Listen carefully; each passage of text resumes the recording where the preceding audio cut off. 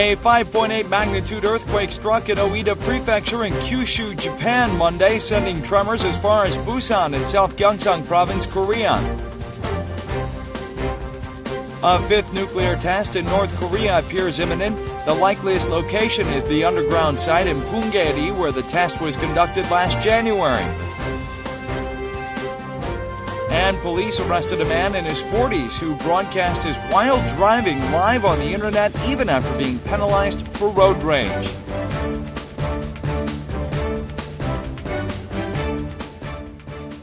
Hello and welcome to News Today on KBS World. It's Tuesday, April 19th. I'm Luke Clary. A 5.8 magnitude earthquake struck in Oita Prefecture in Kyushu, Japan on Monday evening. Related shocks were felt even in Busan in South Gyeongsang Province in southeastern Korea. This marks the third time tremors have been felt in South Korea following the massive earthquake in Kumamoto, Japan last week. Around 8:45 p.m. Monday, tremors were felt in the vicinity of some districts in Busan. They were aftershocks from a 5.8 magnitude earthquake that hit Oita Prefecture in Japan. Tremors have been felt in South Korea for the third time following the massive earthquake in Japan's Kumamoto Prefecture on April 14th. The Busan Fire Headquarters received only some 10 reports about the tremors.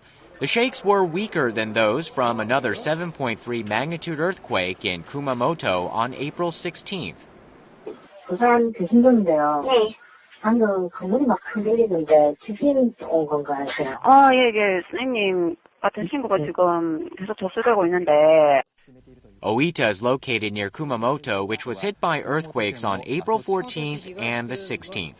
부산 지역 일부 진도가 한 2 정도로 이제 추정되고 있으며 경남 지역에서는 그보다 좀 약한 진도 1 정도로 추정을 하고 있습니다. The Korea Meteorological Administration has warned of possible earthquakes in Korea, noting that Japan has seen about 200 aftershocks stronger than magnitude 2.0 and 9 earthquakes at the magnitude of 5.0 or above since April 14th. As the vibrations from the Kyushu earthquake spread to some regions in Korea, some 4,000 tremor reports have been filed. There are now concerns that the recent bout of strong earthquakes in Japan could trigger earthquakes on the Korean peninsula as well. Sports equipment sways in a park, and the footage from a surveillance camera in a residential area shakes wildly. 건물이 흔들렸는데 이게 저희 동네만 그런 게 아니라는데 괜찮은 건가요? 17 earthquakes occurred on the Korean peninsula in 2016 alone.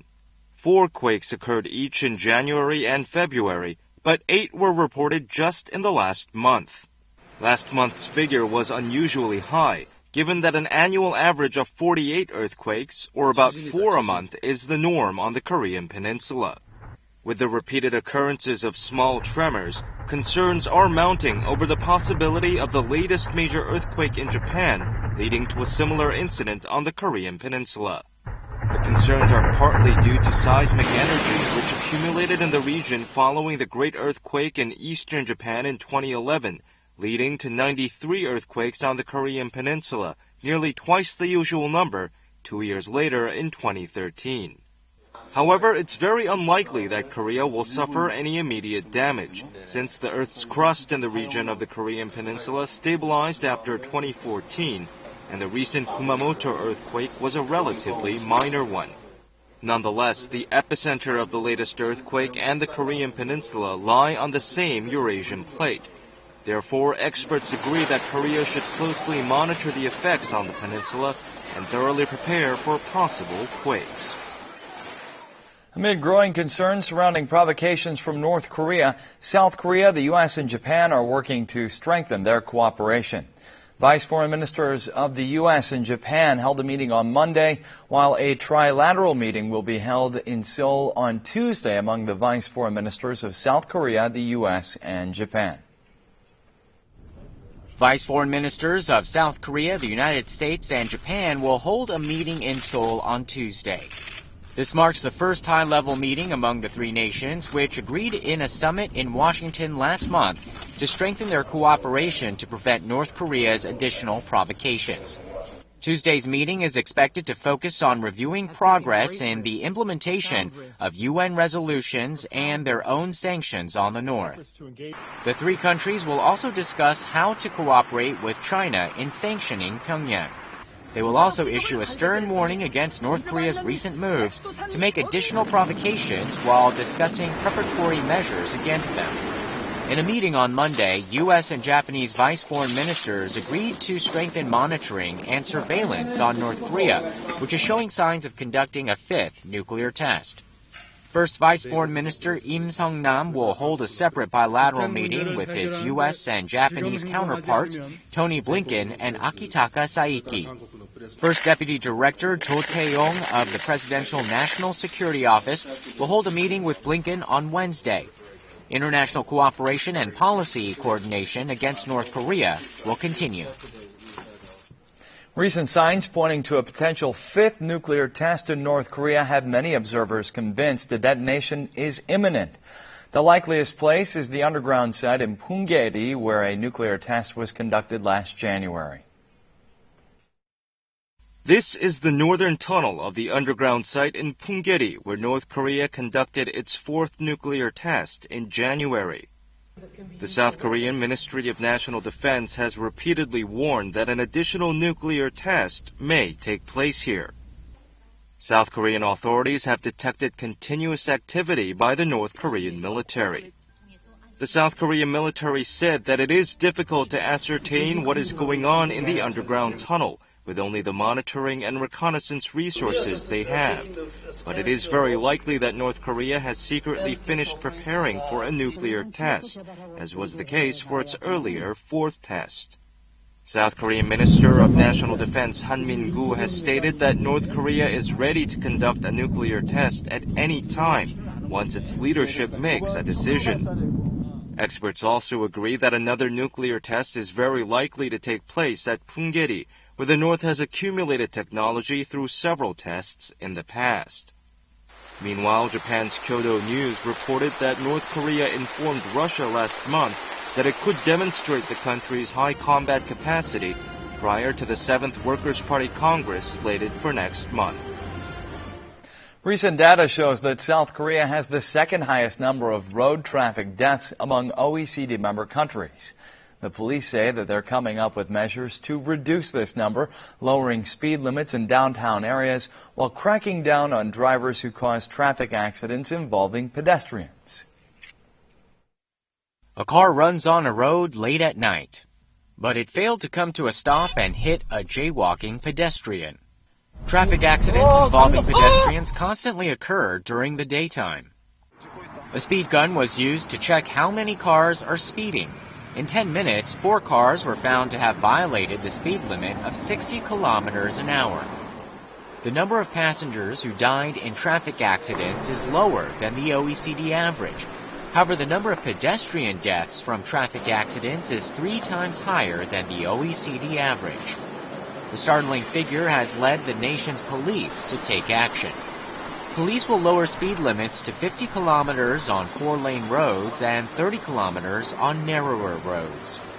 It will also make the traffic signal system more efficient and promote public awareness against traffic deaths. Punishment will be strengthened against drivers who cause traffic accidents involving pedestrians.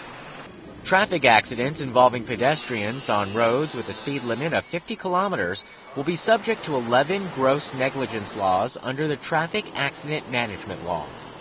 보행자 사고를 낸 운전자가 운전면허상의 불이익을 받는 경우가 매우 적습니다. 벌점을 2배로 높이려는 방안을 검토 중입니다.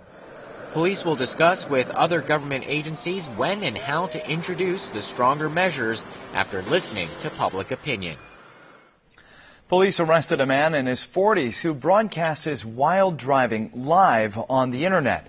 He continued to stream his reckless driving over the internet to gain online notoriety, even after being penalized for road rage. This driver immediately speeds up when he spots a luxury import car. This video of aggressive driving was streamed live on the internet through the mobile phone of a 43-year-old man surnamed E. E started such broadcasts 2 years earlier. His dangerous drives took place regardless of the time and place. He recklessly tore down two-lane roads and honked when the road was blocked. His road rage was broadcast for all to see. He honked and cursed at slower cars ahead of him and threateningly chased after vehicles that cut him off. He continued his live internet streams even after he was sentenced to probation for road rage last year and came under police investigation again this year. 인터넷 방송을 하면서 추천을 해달라고 얘기를 하고 있습니다. 그 사람들한테 인기를 좀 더 받기 위해서 인터넷 생방송을 했던 걸로 확인이 되고 있습니다. About 200 people watched these broadcasts. He was finally caught when the very people he wanted to impress reported him to the police after realizing the dangers of his madcap driving. These days, it's not unusual for people to share good news from their own lives on their social media accounts. Here's a way to do some good in your community, sharing the stories of those in need on your social media page. Broken, leftover crayons are divided by color and melted with caution. The liquid is poured into molds and cooled down. Then the old crayons are reborn as a brand new set in 8 colors. The remade crayons are sent to children in underdeveloped countries such as Nepal. This organization has collected some $2,600 to change aged tools. The funding was made through a website which collects donations by proxy. It posts stories of those in need on social networking services, and some 80 cents are collected whenever each internet user shares them. When the donation goal is met, a sponsor company makes the contribution. 인터넷, 모바일을 통해서 단 1초만 본인의 의지가 있으면 참여할 수 있기 때문에 그게 가장 최대의 장점이라고 생각합니다.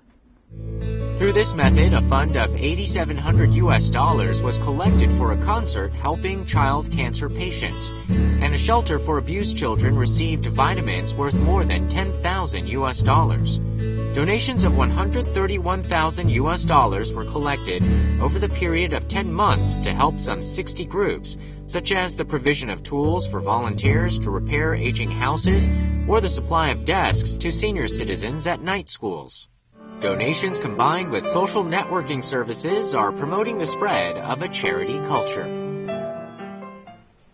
A Japanese master of modern ceramics and his Korean protege have opened their first joint exhibition in Korea. Take a look at the ceramic pieces shaped by their special family tie. The young Korean ceramic artist is the Japanese master's son-in-law. A silvery sheen gives a unique texture to this vase, as if it was cast with molten metal. Even using the same glaze can result in different colors depending on how the pieces are baked. Yoshiki Sakai is a ceramic master who has been committed to ceramic art for some 4 decades in Ibaraki Prefecture, the iconic home of Japanese pottery. Modern sentiments were added to the rustic artistry of traditional ceramics. 笠間の地方に古くから使われてきた釉薬を使って作品を作ろうというふうに考えたのが花球の作品です。 This cup with a short, stubby handle was made especially for a person with a hand impairment. These ceramic pieces may appear crude and simple, but they are infused with warm-hearted considerations for the users. Such works were made possible thanks to Sakai's partnership with his Korean son-in-law. 몸의 어떤 사이클대로 그대로 이뤄내실 수가 있습니다. 그 모습이 너무 정말로 존경스러워요. 저도 그런 작가가 되고 싶어요. The special ties between the two ceramic artists can be glimpsed through some 70 ceramic pieces on display at a joint exhibition.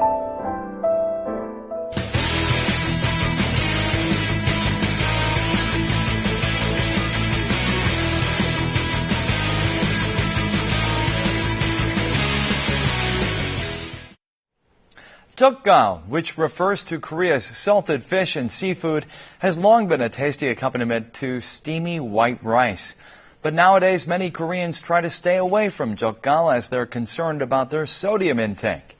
Today, we introduce a number of new ways to enjoy this traditional fixture in Korean cuisine. Jeokgal, or salted seafood, has long served as a source of protein in meat-scarce Korean meals. But if you're worried about sodium content, here's a recipe for easy, low-sodium jeokgal you can make at home.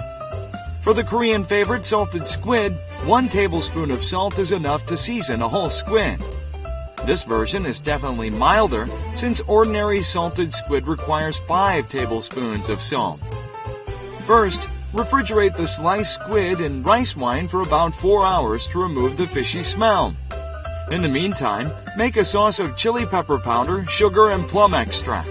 Combine the sauce with refrigerated squid thoroughly to make a healthy, low-sodium salted squid. But low-sodium salted squid has one catch. 저염으로 만든 젓갈은 1-2주 안에 먹을 양만큼 만드셔서 드시는 게 좋습니다. Here's a recipe for a jeokgal sauce. Add salted clams and squid as well as plenty of chopped nuts to samjang, a soybean paste-based dipping sauce. 견과류를 넣으면 쌈장이 고소하고 짠맛을 덜어주는 데 효과적입니다. Then add minced green onion, spicy green chili pepper, and sugar to the samjang mix. Place a teaspoon of the sauce on top of the rice lettuce wraps to enjoy a nutritious and tasty meal. Jeokgal also goes surprisingly well with pasta. Remove the skin from salted pollock roe and marinate it in the rice wine. Stir-fry mushrooms and onions and add the marinated pollock roe. Cook the roe only slightly before adding heavy cream and cooked noodles. Cook for another minute before plating the pasta. Jeokgal can be combined with leftover rice to make a bowl of simple stir-fried rice. First, stir-fry minced green onion and garlic with salted pollock tripe. Just a spoonful of salted pollock tripe is all you need to season the rice, so you end up consuming less of the salty jeokgal than when you eat it as a side dish. Salted seafood is no longer just a side dish, but an important ingredient in these wonderful, delicious dishes. Enjoy Korea's traditional jeokgal in a healthy and delicious way with these recipes. Now we'll take a look at the markets, followed by the world weather.